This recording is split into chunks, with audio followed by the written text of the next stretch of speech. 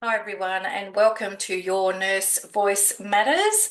I'm here with volume 10 of my series in this current series, and I wanted to close it off with a bit of a summary of what we've done over the last episodes, and also a passage that I've prepared or been working on around talking about courage within nursing. All of my guests so far this year have come forward and demonstrated an enormous amount of courage in telling their stories.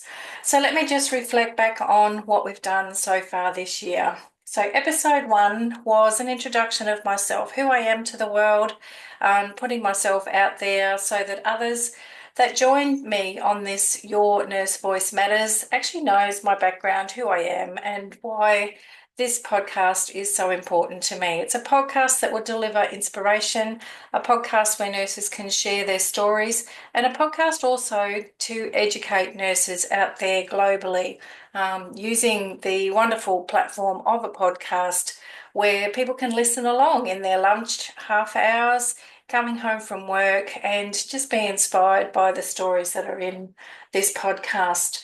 Episode two was my beautiful sister Anne James. Obviously, I've known her for a very long time, and she talked about the heart of transition, reflection from a nurse's journey.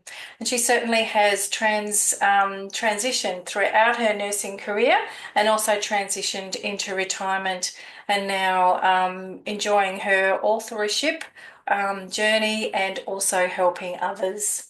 Episode three was Michelle Gordon, who talked about from burnout to thriving. She talked about her story where she was in burnout, and quite in an extensive stage of that. She talked about her recovery, what strategies she's used, and also how she's currently helping other nurses who are experiencing burnout in their careers and offering her coaching to help those nurses. Episode four was Christine Boucher. Now, Christine, I met in wellness coaching training many years ago, and her session was around her developing her business called Wellness Works. And she's been a very strong advocate for health in her area in the Gippsland and has been working in corporate areas in developing wellness programs in those areas. Claire Kelly was episode five and looking at transitioning life after cancer. And she talked about her cancer journey and her nursing career and how she's assisting nurses as well. Episode six, Tony Simpson, a lifelong advocate for dementia care, and Tony's story. Now, Tony, I met back in on the Gold Coast many years ago, and I watched her journey to become a nurse practitioner and then her career following that. She's been a strong advocate for aged care and really focused on dementia care in her career. And even beyond that, she's continuing to be an advocate for that cohort of clinical patients. Episode seven, John Rosenberg from Compassion and Connection, and he talked about the importance of compassion and connecting with our clients and with each other as nurses as well. Now, John's been a co-author of my Dear Nurse Me Reflections book, and he wrote the beautiful afterword in my third book called Dear Nurse Me Transitions. And it was a pleasure to have him on the podcast earlier in the year. Episode eight was Celeste Cleary, Thriving in Work and Life, Boosting Wellbeing, Building Resilience and Thriving. And Celeste, it was a pleasure to interview her and share her story about how she's actually built programs around helping wellness. Episode 9, Sandy Haddon, Journey to Nurse Practitioner and an Advocate for Voluntary Assisted Dying. And Sandy, I met when I was working in palliative care in North Brisbane, and Sandy went on to Melbourne to complete her nurse practitioner training, and she talked about that. And she also talked about voluntary assisted dying and the current status of that in our healthcare system. So that brings me to this episode, which is episode 10, and I'm going to entitle that It Takes Courage to Be a Nurse. And I just want to say a personal thank you to all of those speakers so far. In my next series, and I have appointments made to do those recordings, indeed, I've done 3 of them already. You'll hear further from nurses who are very experienced in their careers, and a few of them have had some really intense challenges that they want to share with our audience and give you some strategies around how to manage similar challenges within your career. But I wanted to read a passage to you around it takes courage to be a nurse.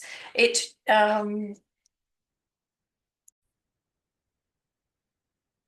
some content that I produced a few months ago now, and it really speaks to me as far as identifying the amount of courage that it takes to be a nurse and to speak out and advocate for your patients and for the healthcare sector abroad. So it takes courage to be a nurse. I invite you, my nurse colleagues, to open your mind and remember your path through my words to generate in your own imaginations images that are meaningful for you. It takes courage to make a decision to study as a nurse, to anticipate what this means to be a nurse, to be a caregiver, a healer for the sick, the wounded, lost, misguided, and uninformed participant.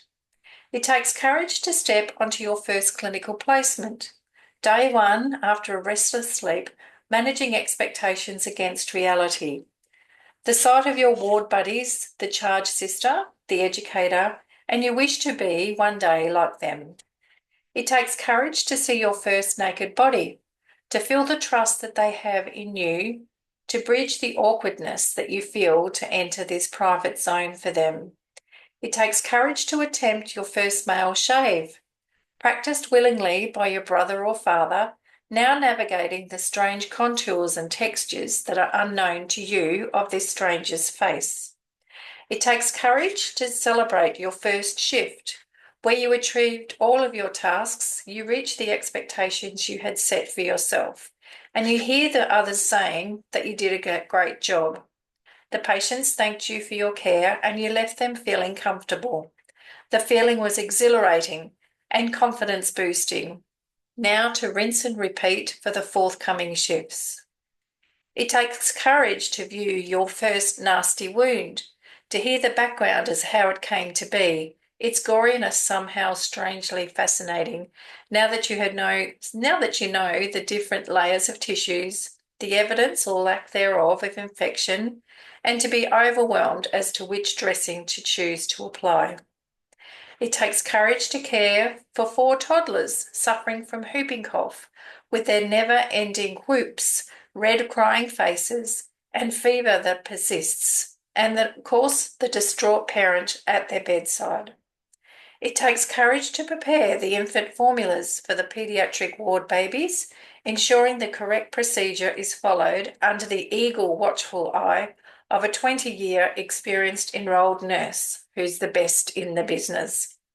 It takes courage to enter an orthopaedic ward of young men, the same age as yourself, announcing to the young man to the left of you that you're about to give him an enema as he had not opened his bowels for 4 days. It takes courage to advocate for an older gentleman whose breathing difficulties are not being relieved with Ventolin at 2 a.m. in the morning, despite your team leader and the night resident saying he'll be okay and knowing in your gut that he is not. You calling the registrar on call yourself and advocate, and to continue the advocacy, threatening to ring the consultant on call to relay your findings if they did not do something. It takes courage as a second-year RN to take responsibility for medication error after the gut-wrenching moment that you did this, telling the registrar to then be publicly berated in front of the patient and their family, only to apologise to the patient and flee the ward in tears, to be counselled by your preceptor that you did the right thing by declaring the error. It takes courage to decide to commit to a study program for 3 years, not knowing if there will be a position for you at the end of your journey, to engage the key stakeholders to participate in the future of that role, only to have the goalposts move in the second year. That dissolves any hope of reaching the completion of this qualification. It then takes courage to search for new opportunities where this study could be applied and then to reflect on the experience as a huge learning curve, adding valuable non-study growth to your experience and wisdom.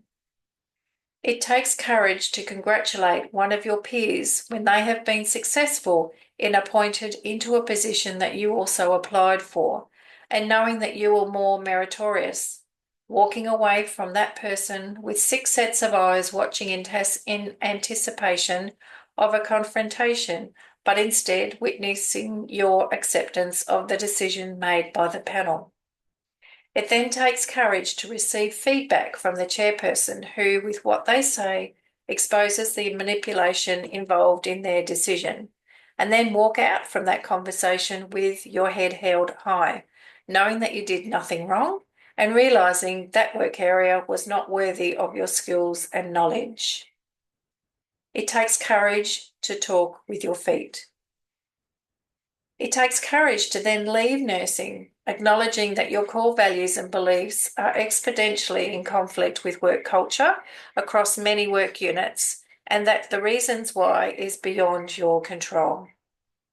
It takes courage to acknowledge the appreciation that you received on a day-to-day basis when you worked so hard. It takes courage to switch constantly at the end of your workday from a nurse to then a mum, a partner, a lover. You. Rinse and repeat, keeping a smile on your public face to sometimes break down behind the scenes. How do I know about this courage? Because each one of these experiences are mine, and I share them with you today to reflect and remind you all of the courage that you have inside of you. It does take courage to be a nurse. I hope that's touched a few of you out there with your experiences and the courage that you dig into each day that you are working and providing care for your loved ones and also your patients and clients.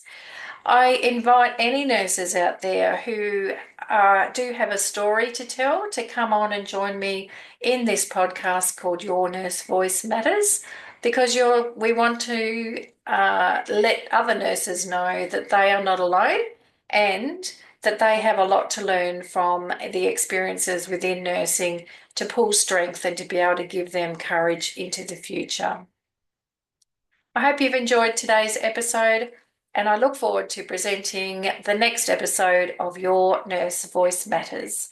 Bye for now.